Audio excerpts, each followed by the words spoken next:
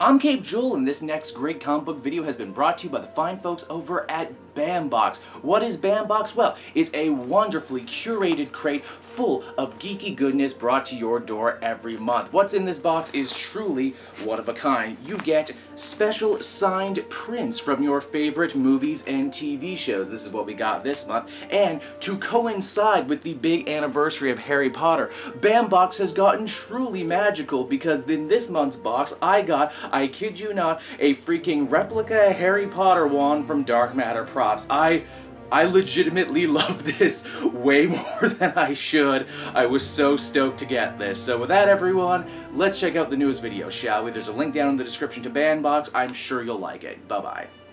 As the very Earth itself begins to turn against the members of the League, how will Earth's greatest heroes overcome this threat? Well, let's hop on into Justice League issue number 6 and find out. Alrighty then, so picking up from where the last issue left off, everyone is screwed, everything is on fire, and only bad things are going to happen. The Joker and Lex Luthor had taken control of the bodies of Superman and Martian Manhunter and were close to grabbing the power of the Totality, aka a secret and mysterious power force from deep within inside the Source Wall that Lex Luthor believes carries with it the blueprints to utterly rewriting the entire universe in his image, as well as holding the answers to life, death, the universe, and everything. Also, how do they get the little M's on the M&Ms? The Totality will answer everything. Up until now, Luthor's been pretty proud of himself. His plan has gone off without a hitch, but he didn't account for one little thing, and that is the goddamn Batman refuses to die. Yes, it would seem even at microscopic size, Batman thinks of everything, up to and including bringing a kryptonite ring deep inside the body of Superman himself. Even Lex is kind of disgusted by that. In fact, Lex sees a lot of what he hates in himself in Batman. He says the big difference between them, though, is that while Batman is a little boy spurred on by his nightmares, Luthor is a man spurred on by his dreams. Now back on Earth, we check back in with the rest of the Legion of Doom. It seems that Cheetah and Black Manta have taken this opportunity to raid the deep, dark treasure vaults of Atlantis. Minerva, having a background as an archaeologist,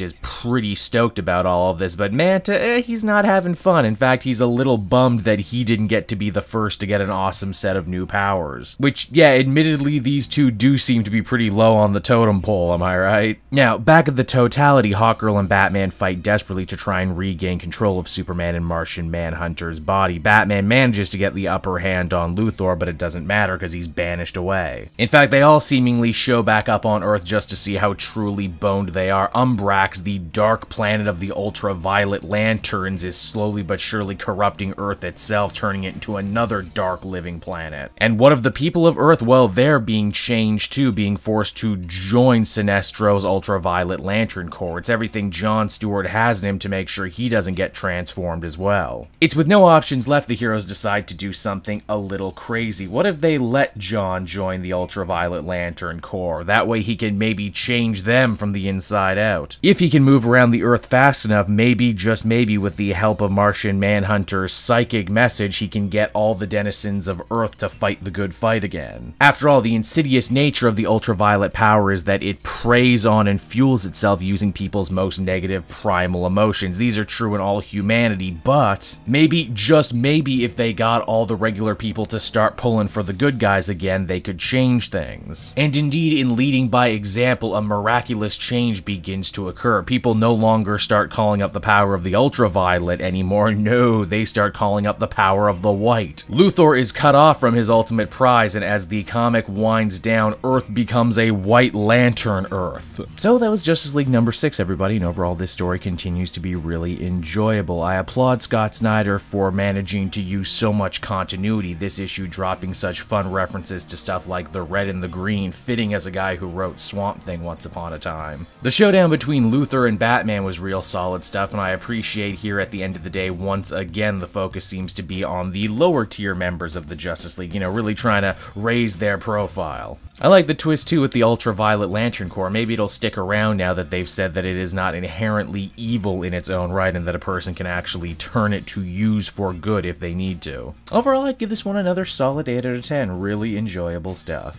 Hey there everyone, it's your old pal Cape Joel again. I want to thank you so much for watching to the end of the video. I hope you enjoyed it, and if you did, why not check out some of these other videos I have on offer. Then you can follow me on Twitter and Facebook at Cape Joel, so you're always up to speed on what I'm doing next. And hey, did you know I have a Twitch and gaming page now? That's right, I do. If you head on down in the description, you'll find a link to the Joel Daily channel where I re-upload my streams, as well as the Cape Joel official Twitch channel where occasionally I do live stuff. If you're around, I would love it if you watched. I'm sure you'll have a good time. So until then, everyone, this has been Cape Joel, and I will be back again with more great comic content that smacks of greatness. Bye-bye.